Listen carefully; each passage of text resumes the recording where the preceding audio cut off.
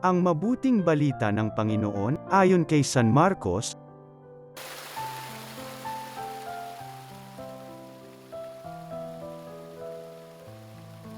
Noong panahong iyon, lumapit ang isa sa mga eskriba kay Jesus at tinanong siya, alin pong utos ang pinakamahalaga? Sumagot si Jesus, ito ang pinakamahalagang utos, pakinggan mo, Israel.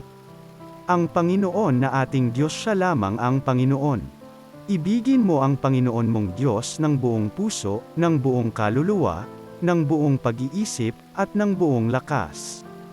Ito naman ang pangalawa, ibigin mo ang iyong kapwa gaya ng iyong sarili. Wala nang ibang utos na hihigit pa sa mga ito. Tama po, Guro, wika ng eskriba. Totoo ang sinabi ninyo. Iisa ang Diyos at wala nang iba liban sa Kanya. At ang umibig sa Kanya ng buong puso, buong pag-iisip, at buong lakas, at ang umibig sa kapwa gaya ng kanyang sarili ay higit na mahalaga kaysa magdala ng lahat ng handog na susunugin, at iba pang mga hain. Nakita ni Jesus na matalino ang kanyang sagot, kaya't sinabi niya, malapit ka nang mapabilang sa mga pinaghaarian ng Diyos. At wala nang nangahas magtanong kay Jesus mula noon.